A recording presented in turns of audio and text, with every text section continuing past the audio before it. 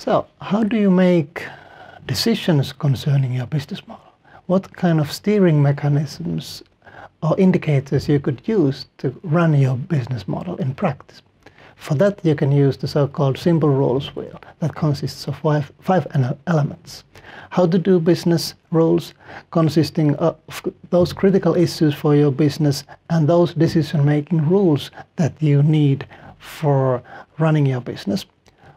Secondly, boundary rules that determine that what you will be doing yourself and what kind of activities of your business you will be outsourcing or organizing through partners in practice. So what you do yourself and what you don't do yourself, but somebody else is doing for you. Thirdly, priority rules. What are your priorities in business and what kind of logic you have for making decisions in the first place. Thirdly, timing rules.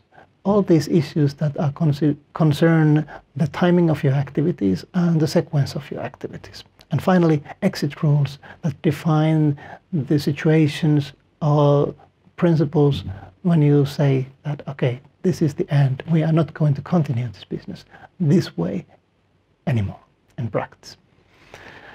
So all these different fields that we are talking about here, how to do boundary, priority, timing, and exit, basically require rules of thumb that are easy to follow, easy to measure, and therefore easy to make decisions about. And these are extremely handy in a situation where the business is changing fast or everything is still in a kind of embryonic stage where you have not built all the elements of your business.